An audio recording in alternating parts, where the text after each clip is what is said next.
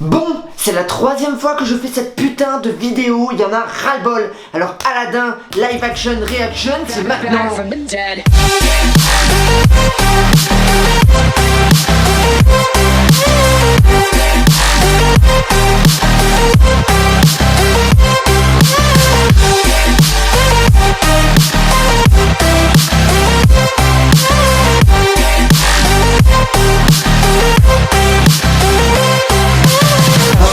Déjà désolé parce que la vidéo devait sortir la semaine dernière, en tout cas dimanche, mais du coup j'ai pas pu la sortir parce que vous connaissez hein, mais mes aventures avec ma caméra, il y a tout le temps un problème. Là elle a décidé de filmer mais il n'y avait plus de son, après elle a décidé de ne plus s'allumer du tout, après elle a décidé de se rallumer mais de ne rien enregistrer, mes cartes SD sont pleines alors qu'il n'y a rien dedans, je ne... On y va, on va se faire un petit poteau vite, un petit poteau. Ouais, t'as raison.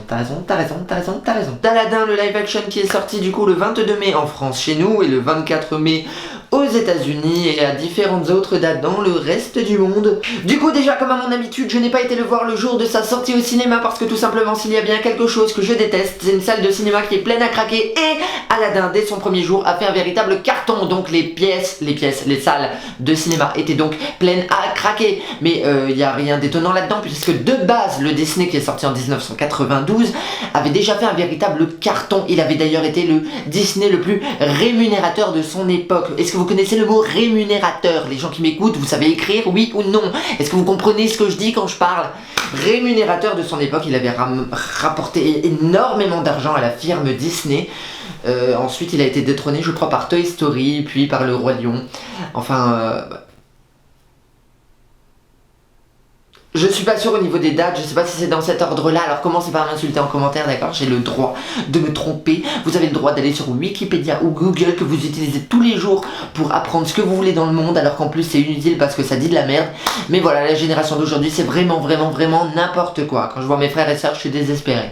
On est là pour parler d'Aladdin ou pas? Du coup, comme j'ai pas été le voir à son premier jour de sortie en salle au cinéma, j'ai eu énormément d'échos, d'abonnés, d'amis, etc. qui disaient oui non mais tu comprends, moi je suis pas content parce que c'était un copier-coller du dessin qui est sorti à la base en 1992. Les gars qui disent ça, est-ce que vous avez été voir Aladdin en 1992? Est-ce que vous avez le DVD chez vous? Est-ce que vous regardez les Disney en fait? À quel moment vous avez vu que le film était identique au dessin? Non mais alors là je comprends pas hein. Alors ceux qui disent ça, je vous conseille de vous asseoir devant votre télé et de mettre Aladdin et de le regarder 367 fois, d'accord? Parce que là s'il y a bien un Disney qui a été fait en live action et que le live action ne ressemble pas au dessin, c'est Aladdin. Est-ce qu'on ressent la déception là quand je parle? Est-ce qu'on ressent? Parce que moi je suis l'un de ces fans hyper chiants qui sont d'accord de revoir le dessin fait en film.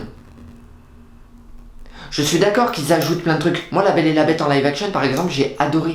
Il y a plein de gens qui ont détesté parce qu'ils ont dit oui c'est un copier-coller du dessin, ils sont juste rajouter quelques petits trucs. Perso ça me convient totalement. Mais du coup je crois que Disney a écouté les autres et se sont dit ok on va réécrire Aladdin du début à la fin. Mais non mais what? Mais pourquoi? On se calme.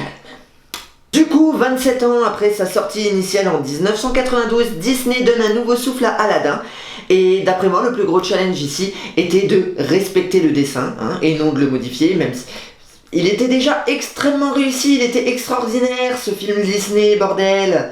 Il y a des scènes, je suis d'accord, on peut les modifier, les rendre meilleures, mais il y a des scènes, faut absolument pas les toucher. Sacha, arrête de faire du bruit. Bref, je suis vénère. Du coup, en 92, quand le dessin commence, on a ce vendeur hasardeux qui veut nous refiler plein de trucs cassés avant de vouloir nous refiler cette lampe à huile, donc dans laquelle se trouvait le génie, et de se mettre à nous raconter l'histoire d'Aladdin. Parce que la lampe lui a changé la vie, blablabla. À la fin, finalement, de l'histoire, on se rend compte que ce vendeur n'est autre que le génie. Enfin, ça a fini par être confirmé par la firme Disney. Et de toute façon, on l'avait deviné. Voilà. Et ben là, le film, il commence totalement différemment. Hein. Ça commence sur une belle vue sur l'océan, comme ça, il y a des bateaux et tout. Et là, dans le cinéma, on se dit, what? C'est un remake de Peter Pan ou c'est un remake d'Aladdin? Je sais plus. Pourquoi je suis là, en fait? Et bon, en fait, ça va, voilà, la scène m'a convaincu. On a Will Smith qui est en train de parler à ses enfants sur le bateau. Il se met à chanter Nuit d'Arabie. D'ailleurs, je tiens à le signaler tout de suite, toutes les chansons. Non mais alors là, le respect, il est mort. À quel moment tu montes sur ce meuble?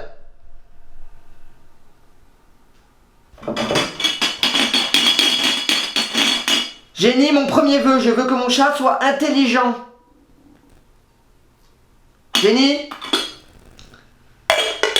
Moi j'ai la seule lampe au monde dans laquelle il se passe rien. C'est plus ce que je disais, bref, ils sont sur l'océan, ils sont en train de parler, ils chantent, et oui, c'est ça. Je tiens à signaler que toutes les chansons ont été reprises, mais elles ont été vraiment très bien reprises, très bien refaites. Même les petits mots changés qui m'ont fait grimacer une ou deux fois dans certaines chansons sont bien placés, tout a été vraiment bien respecté. Surtout ce rêve bleu, au mot près, ils ont tout refait exactement comme c'était. Donc là c'était vraiment agréable parce que dans La Belle et la Bête par exemple ils ont respecté le dessin du début à la fin, mais les chansons par contre elles étaient modifiées mais pratiquement tout le temps. Voilà, alors ok ça va pas souvent avec la bouche des acteurs, mais ça on leur pardonne vraiment beaucoup parce que de toute manière quand il y a la chanson on entend les mots, nous on regarde pas leur bouche, on s'en bat les couilles. Voilà, c'est dit. Du coup, à la suite de cette scène où Will Smith commence à raconter l'histoire d'Aladin, on finit dans le désert d'Agraba, on voit Jafar qui tente de trouver le diamant d'innocence, il ne le trouve pas, il est désespéré, jusque-là tout est respecté comme dans le dessin. Boum, on se retrouve au cœur de la ville d'Agraba. Parfait, on retrouve Aladin, qui est plutôt pas mal, on le retrouve en tant que voleur, hein, évidemment comme dans le dessin. Et il est avec Abu, qui est d'ailleurs vraiment très bien fait, je tiens à le signaler aussi. Tous les animaux du film sont vraiment magnifiques. Ils sont superbement bien réalisés et Abu est vraiment, on a envie de rentrer dans l'écran, de le sortir du film, de le prendre comme ça, je le prends et je le viens. Ok, dans cette vidéo, je ne sais pas parler. Du coup, on est dans Agrabah, tout, Aladin il court, il vole des trucs, il donne à ceux qui sont plus pauvres que lui, il donne à manger aux enfants et tout. Et puis là, tout est respecté, et d'un coup, on se dit « What? Mais attends, c'est qui elle ?» Ah bah oui, c'est Jasmine. C'est Jasmine. Le film, il n'est pas commencé depuis 5 minutes, et Jasmine, elle est déjà là, habillée en servante, au beau milieu d'Agrabah. Et ben merde alors, et tout ce qui se passe avant, c'est passé où? On en est déjà à la scène où Aladin rencontre Jasmine. On en est à 3 minutes 38 du film. Voilà. Donc déjà là, on se dit « Putain, mais qu'est-ce qu'ils nous ont fait ?» Ok? Donc rien à voir avec le dessin. Hashtag ta gueule. Hashtag gueule. Voilà. Hashtag gueule. Si tu en es à ce moment-là de la vidéo, écris en commentaire hashtag eul. Hashtag eul. Tu mets un hashtag et tu mets eul. Hashtag eul. Du coup on en est à là, et là vient une scène que je voulais voir en live action. C'est la scène où Aladin tente de sauver Jasmine, parce que Jasmine du coup donne une pomme à un petit garçon. Bon là elle donne du pain à 2 enfants qui ont faim et ils partent. Le vendeur se retourne, il veut lui couper la main. Bon, dans le live action il est moins cruel, il veut juste le bracelet en or qu'elle a autour du poignet. Sans se dire une servante avec un bracelet en or, c'est bizarre. Mais non, donc il veut juste ça pour se rembourser le pain que elle a donné. Mais tout à fait logique, hein. Tenez, prenez ce pain les enfants, vous avez faim, au revoir. Le pain va falloir le payer. Ah mais monsieur, j'ai pas d'argent. Logique, princesse. Du coup voilà comment ça se passe dans le film. Et là du coup Aladin vient à son secours et commence à parler au vendeur. Et moi j'avais très envie de voir cette scène où du coup il commence à dire oui c'est ma soeur, merci de l'avoir retrouvée, elle a plus toute sa tête. Là il la regarde et lui dit allez on va voir le docteur. Bonjour docteur, non c'est un chameau. Et elle fait sa révérence devant le sultan alors qu'en fait c'est le singe. Mais non, on n'y a absolument pas droit. Absolument à aucun moment. Jasmine ne rentre dans le jeu d'Aladin, puisqu'Aladin à aucun moment ne crée ce genre de petits trucs rigolos. Et non, Macachoualou, on n'a pas cette putain de scène que je voulais voir. Déception totale. Déjà là, je suis déjà 3 minutes 38, Jasmine elle est là, c'est pas normal. On commence sur un bateau, je comprends pas, même si j'ai été convaincu. La scène n'est pas là. Donc là en fait je suis de plus en plus petit sur mon siège et je me demande pourquoi j'ai payé 12 € pour aller voir ce film. Je suis déçu, sachant que je suis un grand fan Disney et que moi j'ai énormément d'attentes. Après chaque fan a ses propres attentes, mais voilà, moi je me considère comme étant le fan number one. Disney doit faire en sorte que moi je sois satisfait, les autres on s'en tape. Et du coup là je suis pas satisfait. Pas satisfait Bob. Pas satisfait, n'est-ce pas? Les fans des Indestructibles auront reconnu. Bref, passons. Jasmine prend Aladin. Non, c'est l'inverse. Aladin emmène Jasmine avec lui, il commence à courir. Au voleur. Les gardes se lancent à leur poursuite. Bim, on commence la chanson Je vole. Donc la chanson qui a été vraiment très bien réalisée, tout a été respecté.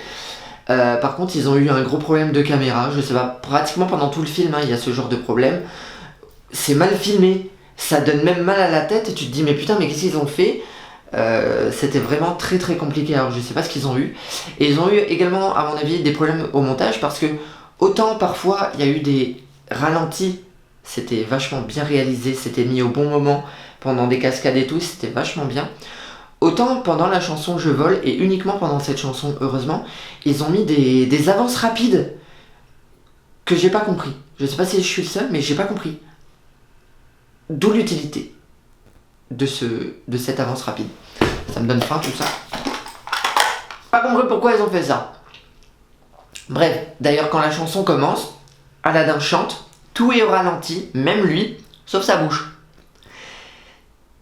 C'est désagréable parce que toi, ton oreille, elle entend quelque chose à une vitesse normale, les images sont au ralenti et d'un seul coup ça devient tout rapide et d'un seul coup ça retrouve une vitesse normale. T'as juste envie de vomir quand tu regardes le film. Donc tu te concentres sur la musique, t'essayes d'apprécier le moment. Sachant que les décors sont ouf, que Jasmine est vraiment magnifique. Et je dis Jasmine comme ça parce que son visage à Naomi Scott est vraiment sublime, elle est très belle. Alors si en servante elle est sublime, je vous raconte pas quand elle arrive en princesse dans le film. C'est une bombe. Évidemment ils échappent aux gardes. Ils arrivent chez Aladdin. Jasmine voit les belles... Jasmine voit l'horizon, voit la ville, les beaux paysages. Bref, elle finit par avouer qu'elle s'appelle Dahlia. Aladdin a compris qu'elle travaillait au palais. Bon, il n'a pas compris que c'était la princesse. Hein. Pour lui, du coup, c'est la servante exclusive de la princesse. D'où son bracelet en or. Ensuite, il y a des trompettes qui signifient qu'il y a un prince qui arrive pour conquérir la princesse. Donc ce prince tout moche qu'on voit dans le dessin, qui finalement ne sera pas là. Du coup, Dahlia dit qu'il faut qu'elle retourne au château pour préparer la princesse pour qu'elle voie ce nouveau prince, et elle s'en va. Aladdin la raccompagne jusqu'aux portes du château, là où elle lui dit « Merci Aladdin, est-ce que je peux récupérer mon bracelet ?» Aladdin ne retrouve pas le bracelet sur lui, et là Jasmine le regarde en mode « Ok, j'ai été trop naïve, t'es réellement un voleur, ciao !» et elle s'en va. Bref, du coup Aladdin se dit « Merde, je suis amoureux de cette fille, et cette fille est certainement amoureuse de moi, logique, ça fait 2 minutes 30 qu'on se connaît. »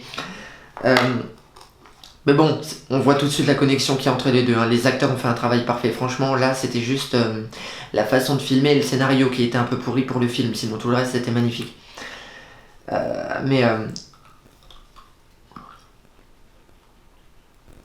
Du coup, il rentre chez lui et récupère le bracelet. En se disant, wesh, il faut que j'aille au château pour donner le bracelet à la princesse. C'est ce qu'il va faire, bien sûr, hein, c'est évident. La princesse arrive chez elle, on fait la rencontre de Dahlia, qui existe réellement, et qui est réellement la servante exclusive de la princesse, qui est un personnage que j'ai trouvé, qu'ils ont bien fait d'apporter à l'histoire.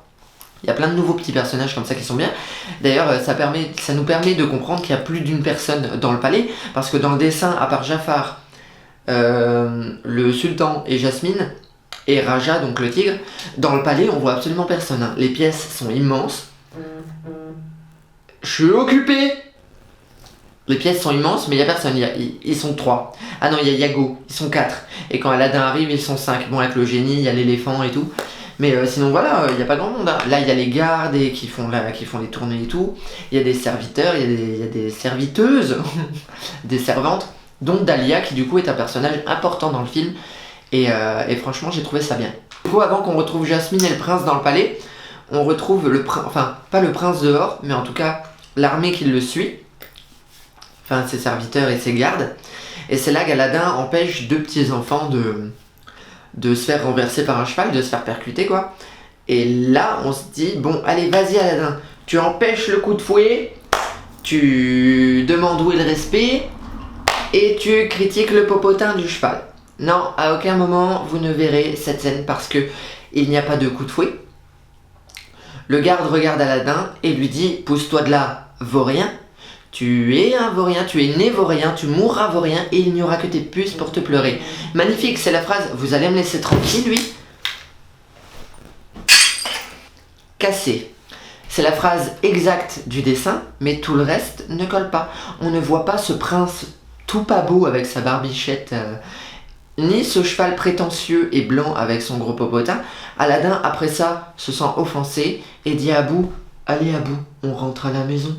Et ils s'en vont. Ok, what the fuck. C'est pas grave, tout est normal dans ce monde. Du coup, on retrouve Jasmine qui rencontre le prince qui ne ressemble pas du tout au prince du dessin animé, donc qui est même plutôt charmant. Il est blond, il est plutôt beau gosse, il est assez agaçant, mais elle aurait pu trouver pire du coup. Et là, on retrouve une Jasmine qui est du coup totalement, mais alors totalement respectée. Le personnage le plus respecté du dessin, c'est Jasmine. Je vous le dis tout de suite. Jasmine a ce caractère qu'elle a dans le dessin de 1992 et c'est vraiment très appréciable du début à la fin du film. Elle est là, elle est un peu féministe, elle est un peu impertinente, elle fait des choix, elle prend des décisions, elle dit ce qu'elle pense et c'est notre Jasmine du dessin. Elle est là, elle est sublime, elle est belle et elle est comme on la voulait. Merci Disney d'avoir au moins respecté ce personnage. Même si les autres ne sont pas une catastrophe. Bref, on l'a compris, cette vidéo ne m'apporte pas de nouveaux mots dans le langage français. D'ailleurs, ça veut rien dire. Il faut vraiment que je fasse des préparations parce que des vidéos comme ça, c'est pas possible. Hein. Vous en dites quoi? Suite à ça, on découvre Jafar, un sous-fifre qui veut devenir le sultan, qui en a marre d'être le second. Et du coup, là, on comprend un peu mieux son mal-être, comparé au dessin où il est juste méchant. Mais du coup là je trouve que ça le rend un tantinet moins vilain, c'est un peu con. Là on a un homme qui en a marre de se faire remettre à sa place par un sultan, le sultan est très bien d'ailleurs, qui en a marre de se faire remettre à sa place par le sultan qui lui dit Jafar, n'oublie pas où est ta place. Et on est loin du n'oublie pas qui tu es de Mufasa dans le Roi Lion, qui veut dire totalement autre chose. Là Jafar se fait constamment rabaisser par le sultan, qui lui rappelle qu'il n'est que le grand vizir, qu'il n'a pas réellement une grande importance et qu'il doit rester là où il est, ok gamin? Du coup Jafar lui veut s'emparer de la lampe qui est coincée dans la caverne mystérieuse là, la caverne aux merveilles. C'est comme ça? Ouais, je crois. Sans savoir ce qu'il y a dedans en fait, lui il est pas au courant qu'il y a un génie. Est-ce que dans le dessin il était au courant? Je sais pas, je crois. Mais dans le film il ne l'est pas parce que quand il finit par avoir la lampe et qu'il la frotte, il... c'est ça le pouvoir! C'est un génie! Génie, premier souhait! Voilà, dans le film, actuellement là, il sait juste qu'il y a un énorme pouvoir et que lui ça le permettra de régner et de prendre la place du sultan, ce qui est son but, ok? Mais sinon là, non, c'est un pauvre petit monsieur qui en a ras-le-bol. Voilà. Alors que dans le dessin, on a un vrai méchant. Je dis ça, je dis rien. Du coup, je vous passe plein de détails. Aladdin veut retourner voir Jasmine, enfin Dahlia, dans le château. Il arrive à y entrer. Il est aperçu par Iago et Jafar qui en déduisent qu'il s'agit certainement du diamant d'innocence. Comment? Je ne sais pas. Dans le dessin, il arrive à savoir que c'est Aladdin le diamant d'innocence. Pourquoi? Parce qu'il utilise le diamant là... la bague qu'il vole au sultan et il utilise une espèce de machine un peu machiavélique et là il voit le visage d'Aladin, chose qui n'arrive absolument pas dans le film.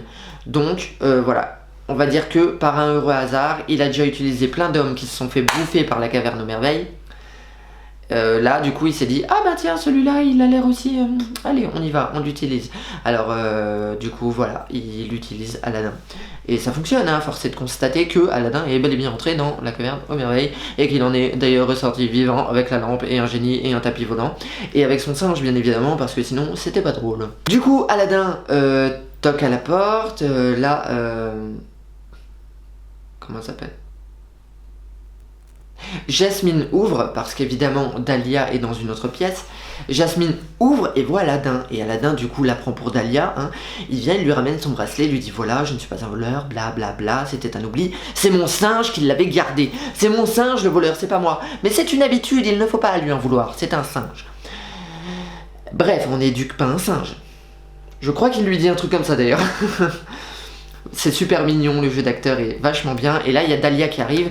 Et évidemment, Jasmine essaie de lui faire comprendre que elle est Dahlia et que Dahlia est Jasmine. Du coup, Dahlia, qui est un peu retardée sur les bords, et c'est vachement rigolo, finit par comprendre qu'il faut qu'elle se fasse passer pour la princesse. Et là, c'est encore plus rigolo.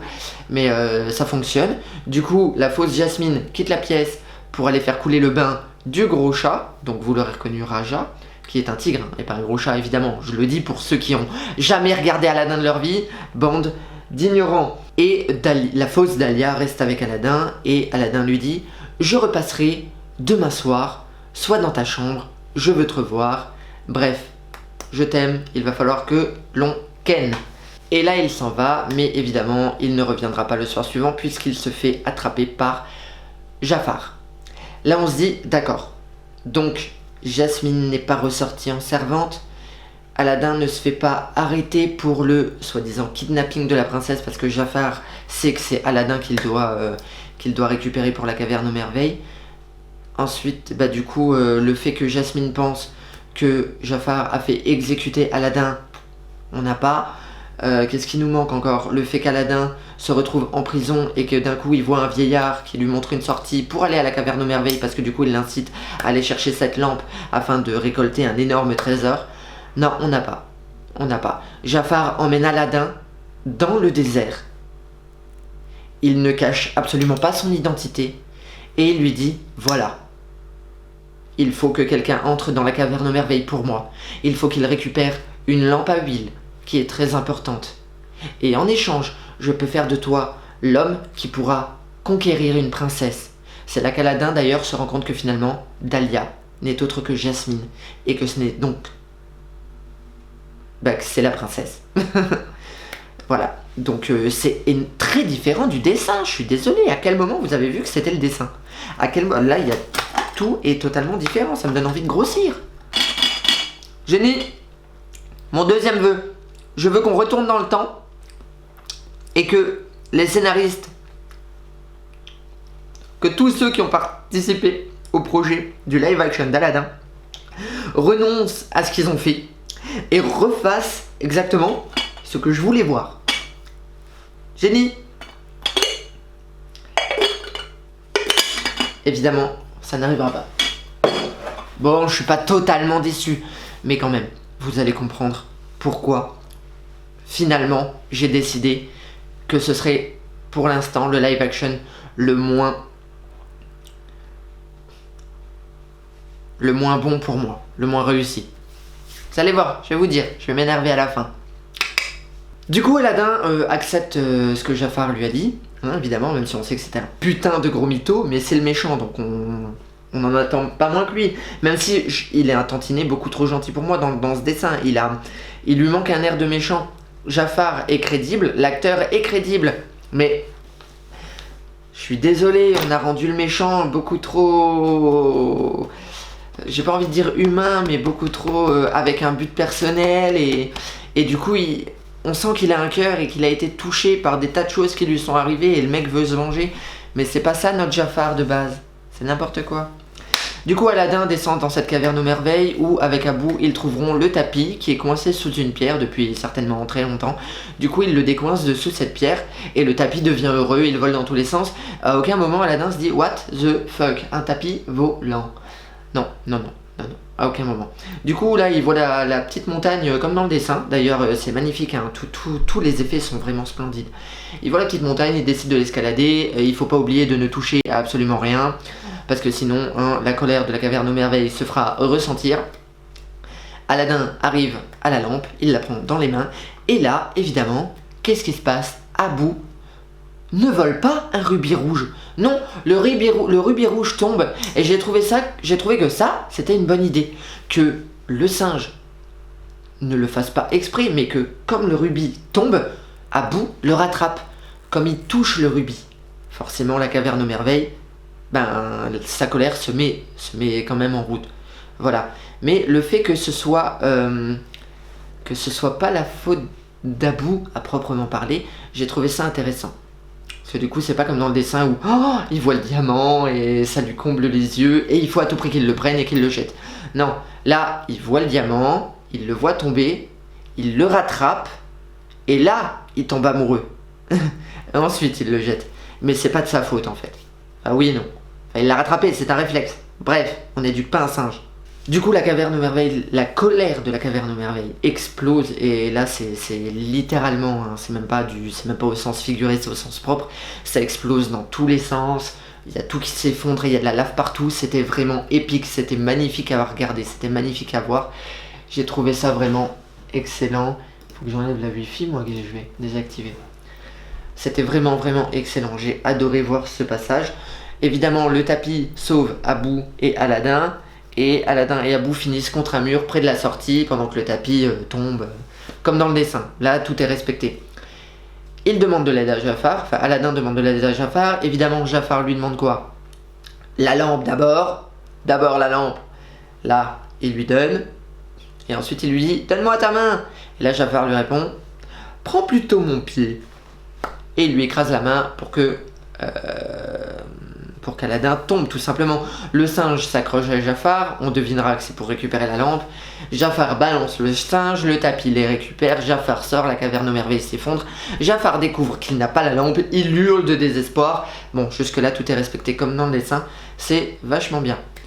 Ensuite on a Aladin qui voit la lampe, quand il se réveille et tout, il est enfermé dans la caverne. Par contre il n'y a plus de lave ni rien, c'est vrai que là tout de suite... c'est bizarre, à moins qu'il ait atterri dans une autre partie de la caverne aux merveilles, qui aurait dû normalement se détruire totalement. Ouais? What the fuck?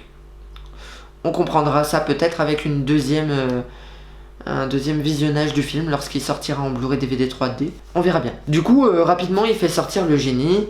Et là, jusque-là, j'ai été quand même plus déçu que surpris. Et là, il y a le génie qui est sorti. Bon, évidemment, énorme challenge, hein. Le génie, la version de 92 de Robin Williams, paix à son âme, était un véritable challenge parce que Robin Williams était un acteur de folie qui faisait des voix de ouf. Son interprétation était déjà sublimissime, difficile d'arriver à sa cheville.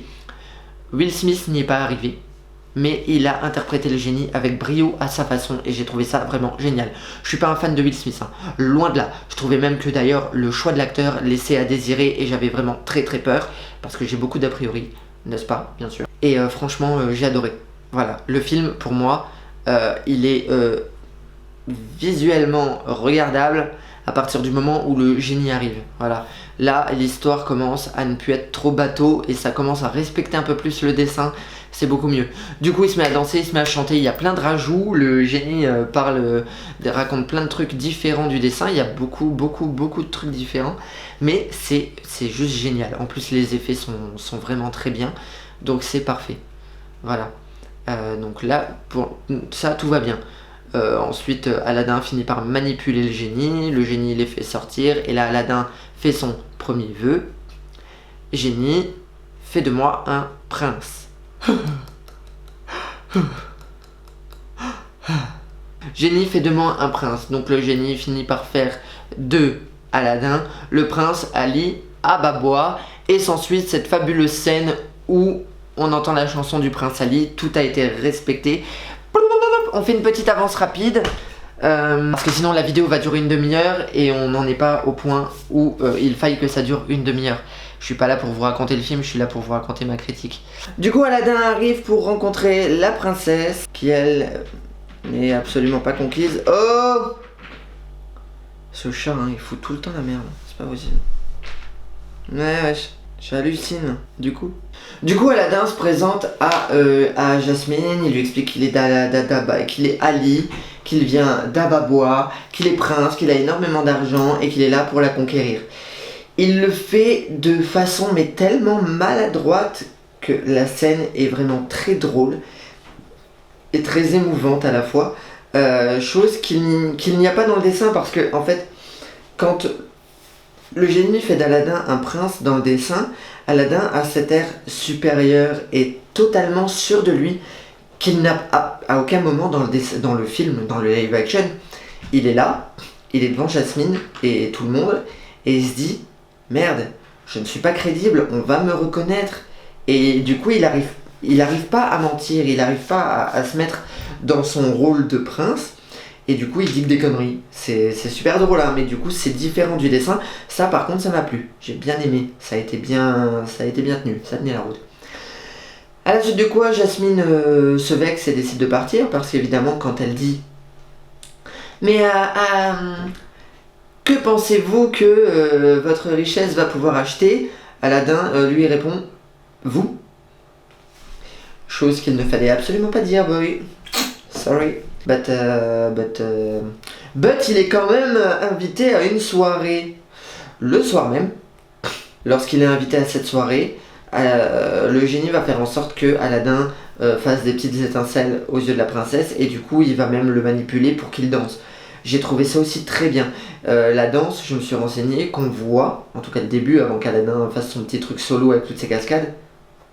Salut. Tu vas te coucher là, ça? D'accord, ok. Avant qu'il fasse tous ces petits trucs solo, c'est une danse de la culture, pas d'Agraba, mais de la culture arabe en tout cas. Et j'ai trouvé ça très intéressant et la danse était franchement pas mal du tout. Voilà, suite à quoi Jasmine quitte la fête, sinon c'est pas drôle, et Aladdin finit par la retrouver dans sa chambre. Le génie d'ailleurs à ce moment-là, qui est très attiré par Dahlia, qui est très attiré elle-même par le génie, sans savoir que c'est un génie, parce que dans ce film, il a une forme humaine, donc Will Smith. Je sais plus ce que je disais, mais bref, le génie va intervenir et va faire en sorte que la servante aille se balader avec lui. Aladdin en profitera pour entrer par le balcon, comme dans le dessin. Et c'est là qu'il essaiera de parler à Jasmine. Un peu perdu et un peu perdu. Jasmine va avoir peur pour Aladdin à cause de son tigre, Raja, qui finalement va le lécher. Et c'est là qu'elle fera peut-être le premier rapprochement entre Ali et Aladdin. Parce qu'il avait déjà été confronté à Raja et Raja l'aimait bien. Et là, le fait qu'il ait la même réaction, je crois, Oui, je crois. Je suis pas sûr. Bon, bref, il finit par aller sur le balcon, à dire des trucs, et puis il saute du balcon. Là, il revient avec son tapis volant, et il y a la fameuse phrase où il lui dit « Vous avez confiance en moi ?» Et elle dit « Qu'est-ce que vous avez dit ?» Et il dit « Vous avez confiance en moi ?» Et elle dit « Oui. » Dans le dessin, par contre, l'intonation est totalement différente. Parce que lui, il lui fait « Vous avez confiance en moi ?» Et elle fait « Qu'est-ce que vous avez dit ?» Tu vois, en mode attends, répète. Tu me l'as pas déjà dit, ça? Et là, il lui répond vous avez confiance en moi?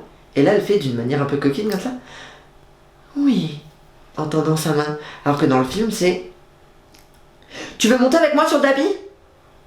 Pardon, c'est à moi que tu proposes ça? Tu veux monter avec moi sur le tapis? Ouais, ok, j'arrive. En gros, c'est ça. Les visages sont totalement différents et les intonations sont totalement différentes. Elles aussi, alors que dans le dessin, j'ai trouvé que c'était vraiment parfait. C'était vraiment bien dit, bien posé, tout bien. Bref, on en arrive à la chanson Ce rêve bleu qui était vraiment sublime. Je l'ai dit, elle a été respectée du début à la fin. Tout était parfait. Bon, évidemment, ils ont parfait pareil, ils ont parfait comme dans le dessin. Il n'y a pas le nez du sphinx qui se casse la gueule. Il nous manque la cigogne qui hurle quand elle voit le tapis volant. Ça, on n'a pas, mais bon, c'est pas grave. Voilà, pour un moment in love dans le cinéma, c'était parfait. On était tous en train de chanter. Et ceux qui n'ont pas vu La Mouette l'ont en tout cas entendu. Parce que certains, évidemment, quand ils chantent, le bruit de la mouette, il fait partie de la chanson. Voilà. J'ai perdu la lumière. Pardon Sacha, je suis désolé, mais c'est parce que je vais devoir faire un truc avec la caméra. Je vous laisse, je reviens.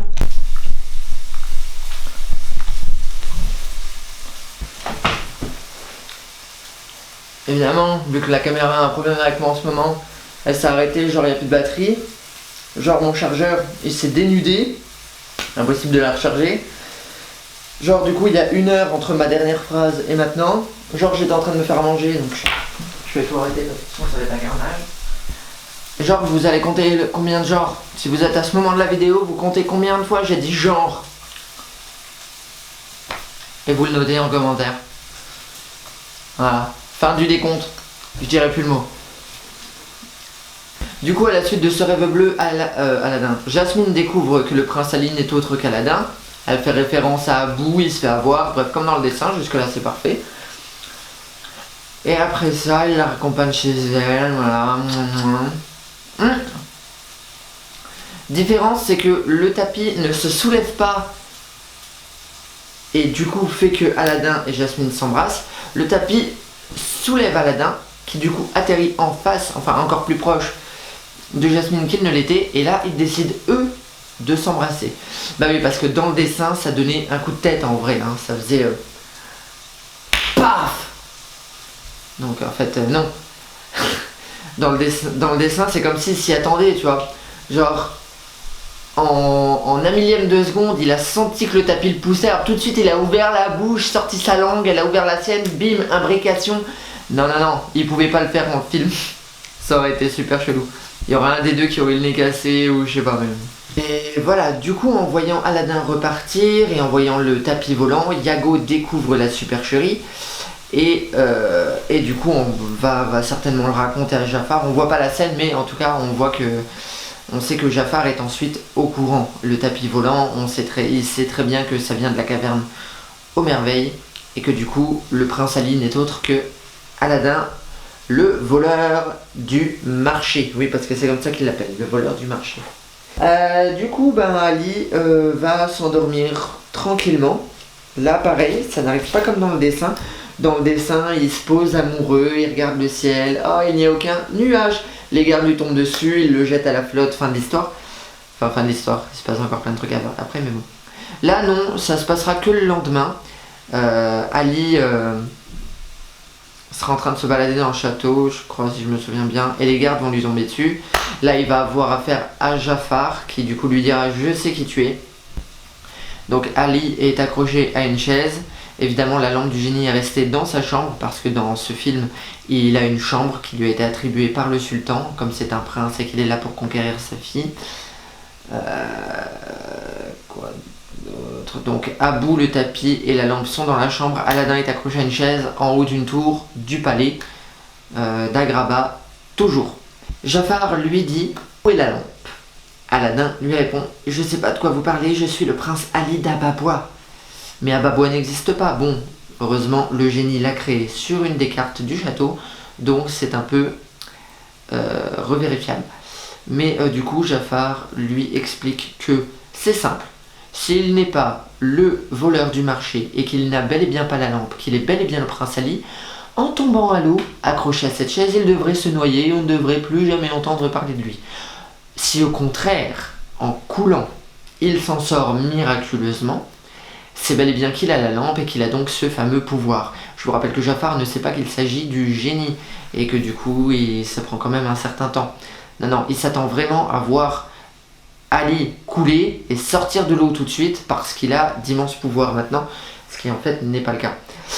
Du coup, il le jette à la flotte et comme il le voit pas remonter au bout de 30 secondes, il dit c'était bel et bien le prince Ali. Et il s'en va. Comme dans le dessin, Ali coule, du coup, mais il n'a pas la lampe sur lui. J'étais en train de me dire, mais dans le dessin, il a la lampe sur lui, mais pourquoi Jafar ne la récupère pas? Tout simplement parce que dans le dessin, Jafar veut éliminer le prince Ali pour qu'il n'épouse pas la princesse, parce qu'il veut lui épouser la princesse pour devenir le sultan. Bon plan, qui n'arrive pas dans le film. À aucun moment, on ne parle du fait que le grand vizir doit épouser la princesse pour devenir sultan. Non. Jafar reste sur le fait qu'il doit récupérer cette foutue lampe, et qu'il la récupérera, et que c'est ainsi qu'il régnera. Voilà, il ne cherche pas à échafauder un second plan.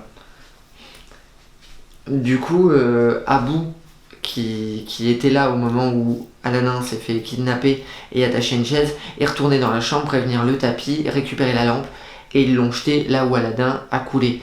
La lampe arrive entre les mains d'Aladdin qui a tout juste le temps de frotter et de faire sortir le génie, avant de finalement perdre connaissance sous l'eau, et là le génie prend l'initiative d'utiliser un deuxième souhait et de sauver Ali, qui ne sera pas furieux, tout comme dans le dessin, il est content d'ailleurs d'avoir eu la vie sauvée. Du coup, après la supposée mort du prince Ali, Jafar tente de faire croire au sultan et ensuite à la princesse que le prince Ali est parti rejoindre ses troupes afin de venir attaquer Agrabah et que c'est pour ça qu'il était là, pour faire du repérage et connaître les faiblesses du royaume. Et du coup, il dit qu'il faut absolument que la princesse se marie rapidement pour qu'ils aient des alliances, etc. Je sais plus pourquoi il veut que la princesse se marie rapidement. C'est quand même assez étrange pour quelqu'un qui veut devenir le nouveau sultan. Je sais pas, je sais plus. Enfin bref, comme je l'ai dit, il faudra que je le regarde une deuxième fois. Son plan tombe à l'eau parce que lorsqu'il arrive pour expliquer ça à la princesse, bon, le sultan lui est déjà totalement convaincu. Mais la princesse, elle, est déjà au courant de tout et Aladdin entre sans grande surprise dans la pièce. C'est là que Jafar comprend qu'il s'agit bel et bien du voleur du marché et que la lampe est forcément quelque part. Là, il essaye de convaincre le sultan avec sa canne serpent qui est tout simplement magnifique. C'est tellement stylé d'ailleurs dans le film. Mais Aladdin comprend très rapidement la supercherie, prend la canne, l'explose au sol et là le sultan revient à lui. Tout le monde comprend que le grand vizir est en réalité un traître et là, bim, il devrait disparaître dans un nuage de fumée, mais non. Il se fait attraper par les gardes et il est envoyé, où ça? Au cachot. Bah oui, mais totalement. Notre grand méchant a perdu en level quand même, hein, je tiens à le signaler. On notera aussi que Iago n'est pas aussi présent parce que, ouais, Iago était un personnage quand même assez clé d'Aladin. C'est d'ailleurs pratiquement lui le personnage principal du retour de Jafar, qui aurait été bien aussi s'il avait été refait en live action, mais je pense que du coup ils le referont pas, à moins qu'ils réécrivent aussi quelque chose, mais non, ça collera pas. Je pense qu'ils vont refaire seulement tous les 1. Enfin, ils font bien une suite à Maléfique alors que de base il n'y a pas de suite. Enfin, vu l'histoire de Maléfique 2, je comprends qu'ils aient fait une suite, mais... Enfin bref, vous verrez ça quand vous aurez l'occasion de le voir au cinéma, ce Maléfique 2. Bah oui, on s'appelle pas tous Geoffrey Sterman. Du coup, il est enfermé dans un cachot. Du coup, Jafar est enfermé dans un cachot, duquel il sortira évidemment sans grand étonnement non plus. Puisque Iago va voler les clés et va lui ramener et lui indiquera également où se trouve la lampe. La lampe, on va en parler de cet endroit où se trouve la lampe. Du coup, ensuite il y a une petite dispute entre Aladdin et le génie, comme dans le dessin. Le génie retourne dans sa lampe en mode « Ne me parle plus, je te cause plus, t'es plus ma copine ». Et là, Aladdin décide de retourner dans la ville parce qu'il en a marre. Donc il accroche la lampe à sa ceinture, je crois, et il s'en va. Voilà. Dans le dessin, il met la lampe sous un coussin et il part rejoindre Jasmine et le sultan parce que du coup, ils vont parler du mariage. Voilà, ils vont annoncer leur fiançailles. Ou ils vont annoncer en tout cas que Jasmine a choisi un époux.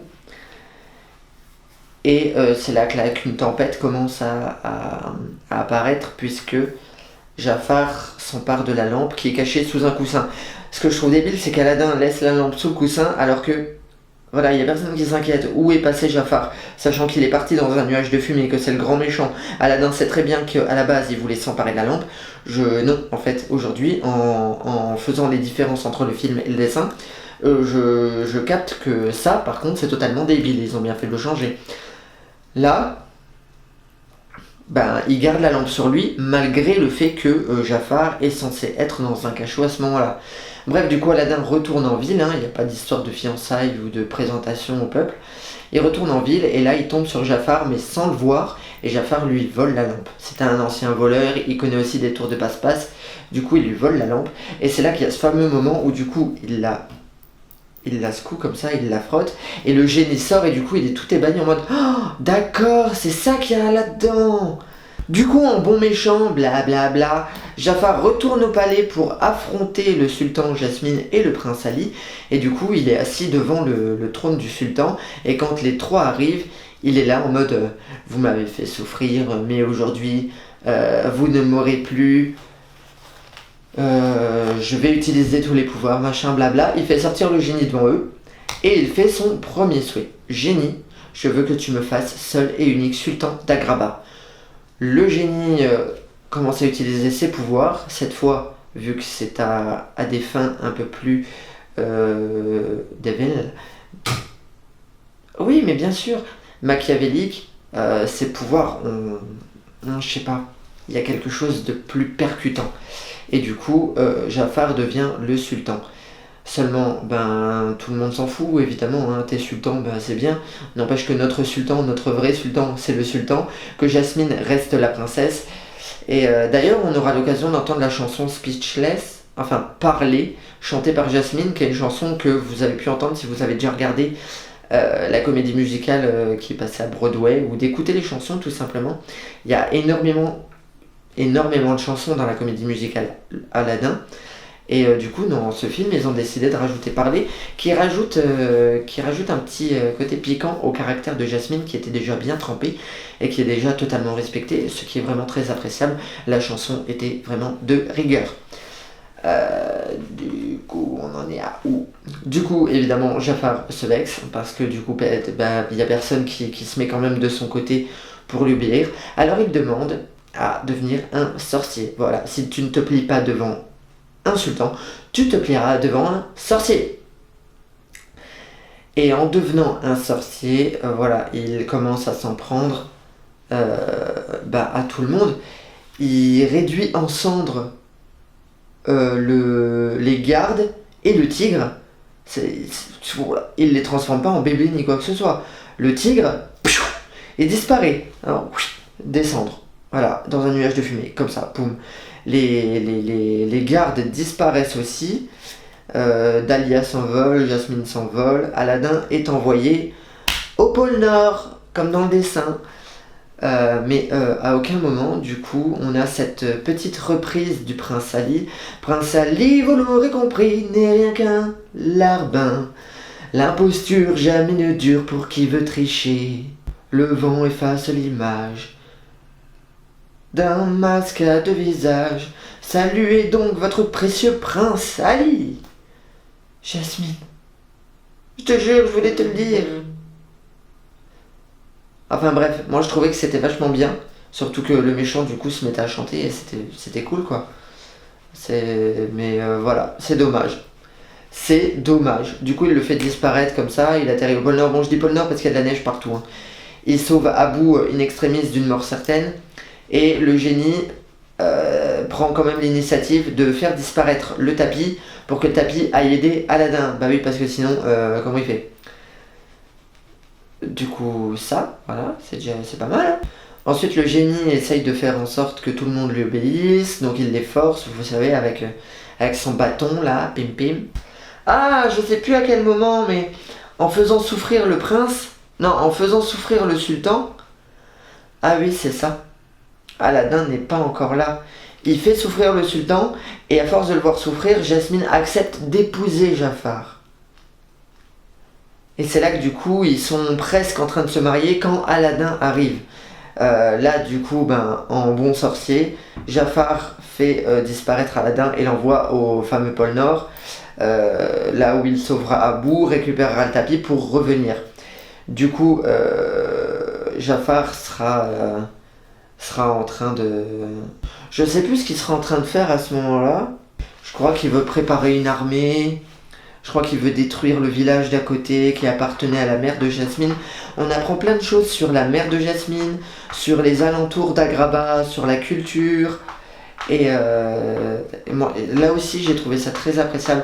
Le fait que Jasmine veut devenir sultane, même si ça n'a jamais été fait, que jamais aucune femme n'a régné sur le royaume. Jasmine a l'ambition de devenir la sultane, la première sultane d'Agrabah. C'est aussi des points forts, des bons points forts du live action. Du coup, Aladdin finit par revenir et comme dans le film, il essaie de voler la lampe, ce qu'il réussit à faire. Il part en tapis volant avec Jasmine. Et là, Jafar provoque une tempête absolument phénoménale. Yago se lance à leur poursuite et Jafar fait de Yago un énorme oiseau de la taille d'un dragon qui commence à les poursuivre dans tout Agrabah. Ils font d'énormes dégâts et finalement ils réatterrissent là où ils étaient, hein, au pied de Jafar. La lampe termine de nouveau entre ses mains et Yago redevient un petit perroquet, mais le tapis lui meurt en fait. Il est déchiré et on voit, vous savez, il a ses pompons là sur le côté. Il arrive par terre et son pompon est en l'air et puis d'un coup, il tombe. Comme une main, quand quelqu'un perd la vie dans les films, on comprend qu'il meurt, on a sa main qui pend d'un coup. Le pompon est pareil et j'avoue que c'était quand même assez fort comme image. À la suite de ça, du coup, Aladdin manipule Jafar en lui disant oui mais tu sais, tu crois vraiment que t'es le premier mais t'es toujours le second parce que le génie a plus de pouvoir que toi, il t'a donné tes pouvoirs, il peut aussi te les reprendre, avoue-le finalement, tu n'es pas aussi puissant que ce que tu penses. Là, Jafar, comme dans le dessin, regarde le génie et lui dit génie, mon troisième souhait, je souhaite devenir le génie le plus puissant de l'univers. Et du coup, il devient un génie, bam. Mais malheureusement, un génie qui n'a pas de maître retourne illico dans sa lampe, bam. Et la lampe est envoyée 10 millénaires dans la caverne de merveille. Ça devrait pas vous faire de mal. Piche. Voilà. C'en est fini de Jafar. Il s'est transformé en génie, il a atterri dans la lampe, il est parti. C'est à ce moment-là que je m'énerve. C'est à ce moment-là que je m'énerve. Tout simplement pourquoi ? Parce que quand on est fan du Disney Aladdin, déjà de base on attend la fin avec impatience. Parce qu'à la fin, Jafar tente de régner en croyant qu'il s'est débarrassé d'Aladin. Il fait de Jasmine son esclave. Ensuite, il souhaite qu'elle tombe amoureuse de lui parce qu'il est totalement, en fait, il est totalement dans le vice, il est totalement dans le pouvoir. Ça prend quand même plus de temps. Ensuite, il utilise ses pouvoirs de sorcier. Il devient un serpent vraiment affreux. Et dans le dessin, déjà ça nous faisait flipper quand on était gamin. Ce serpent énorme. Et quand Aladdin se rend compte qu'il ne peut plus rien faire parce qu'il fait pas le poids face à ce serpent géant, c'est là qu'il manipule psychologiquement Jafar en serpent et qu'il lui dit « Le génie est plus fort que toi ». C'est là que Jafar décide de devenir un génie. Et là, il prend une forme mais totalement diabolique. Rouge sang avec des yeux jaunes qui ressortent. Vraiment, il avait un look mais monstrueux. J'avais hâte de voir ça dans le live action parce que je me suis dit, ça va être terrifiant. C'est le méchant Jafar en génie. C'est le méchant le plus terrifiant de toute la firme Disney. Je suis désolé, ceux qui ne sont pas d'accord. Je suis totalement d'accord là-dessus. Avec moi-même. Totalement d'accord avec moi-même pour le coup. Et là, non. À partir du moment où Jafar a la lampe, 5 minutes plus tard, le film est fini. Il fait son premier souhait. Il est sultan. Personne n'écoute. Il devient sorcier. Il essaye de tout détruire. Mais Aladdin revient et le convainc tout de suite que le génie est plus fort que lui. Il demande à être un génie. Là, on le voit. Comme pour Will Smith sous forme de génie, on reconnaît Will Smith. Là, c'est Jafar avec... c'est l'acteur en lui-même, mais sous forme de génie. Il n'y a rien de vraiment terrifiant. Si au niveau de la voix, ils ont fait des petits changements, au niveau de la couleur aussi, quoi. Mais franchement, si on avait vu un génie vraiment diabolique, comme dans le film, le dessin, je veux dire, ça ne nous aurait pas dérangé. Ils auraient pu faire quelque chose de mieux. Et là, tout de suite, il disparaît et c'est la fin. Donc moi, en fait, j'ai été déçu par la fin. J'ai été déçu par le début du film et déçu par la fin du film concernant Jafar. Voilà. Bon, on va repasser ça. Je vous raconte vite fait la fin. Tout le monde est heureux, tout le monde se remet, tout le monde réapparaît, le tigre va bien, le tapis survit parce que le génie du coup le répare. Et là le génie dit à Aladdin, tu sais, il te reste un troisième vœu, si tu veux redevenir un prince, il n'y a pas de souci. Si tu veux que j'efface la règle qui dit qu'une princesse doit épouser un prince, je le fais, tu connais les mots, vas-y tranquille.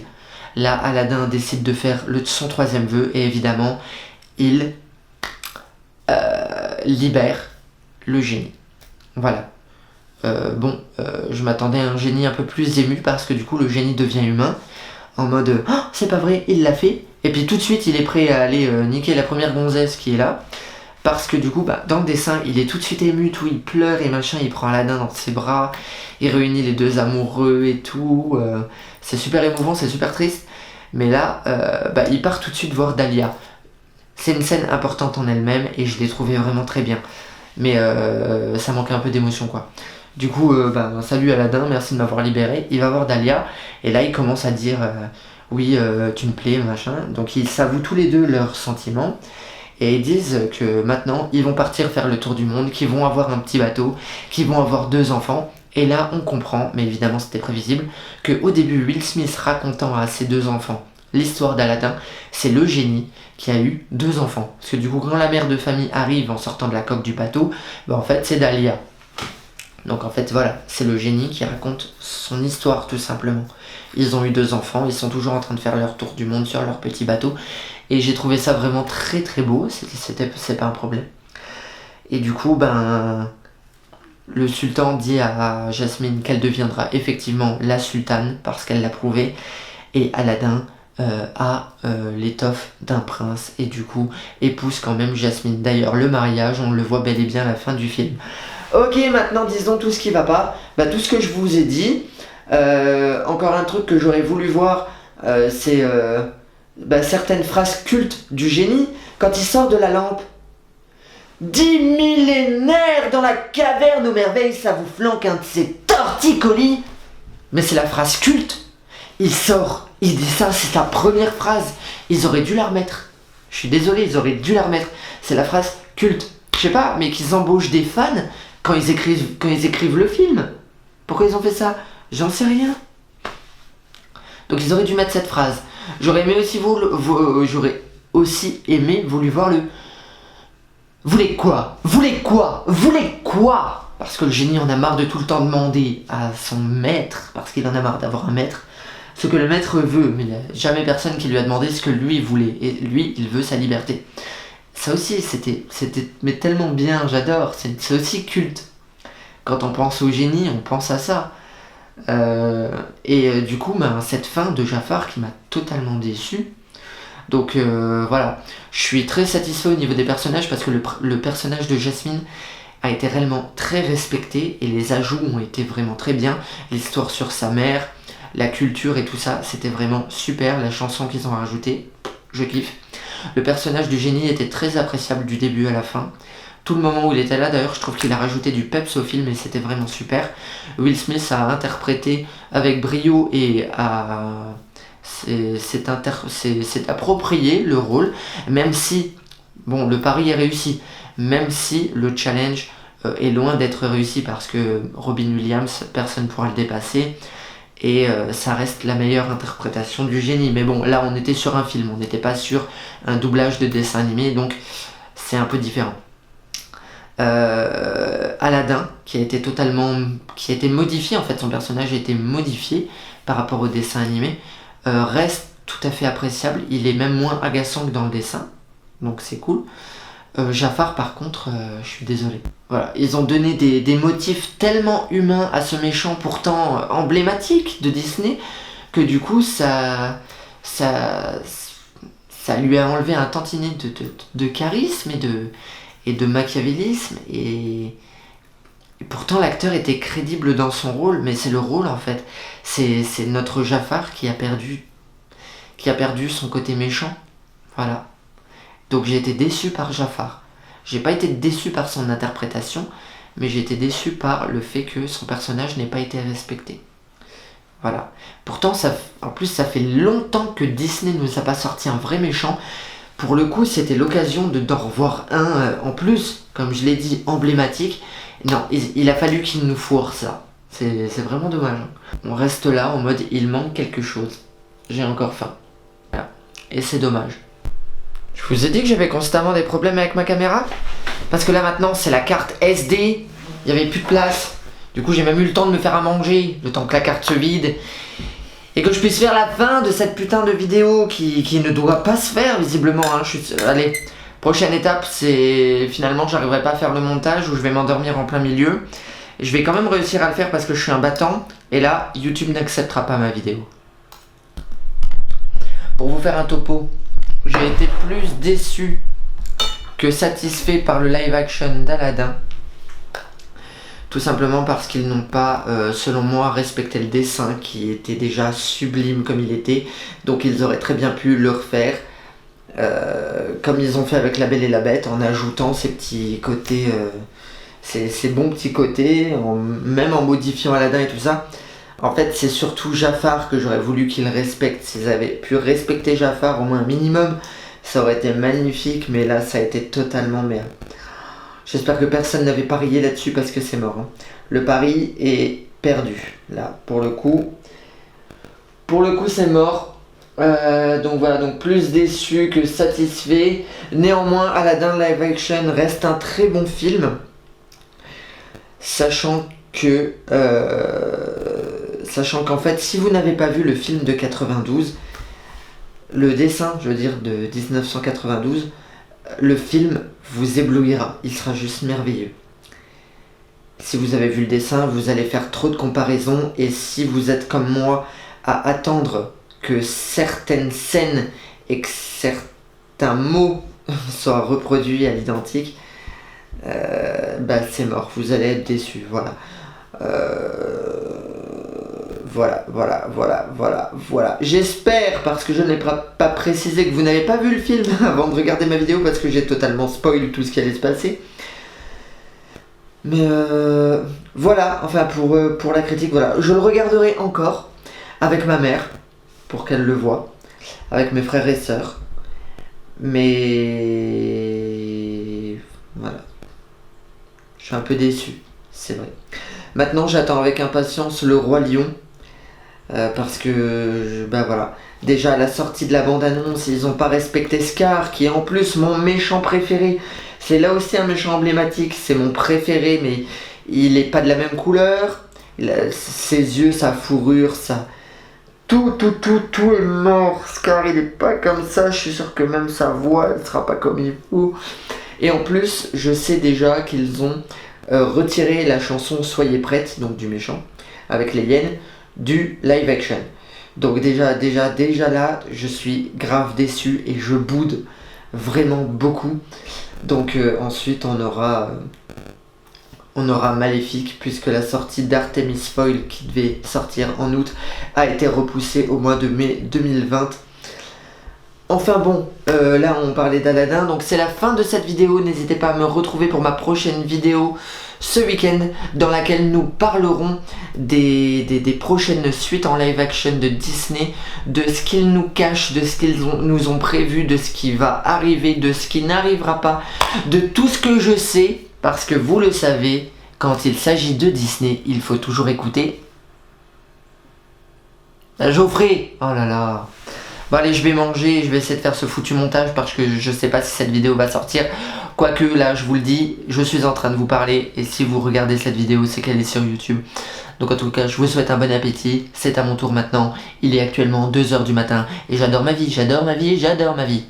Ciao!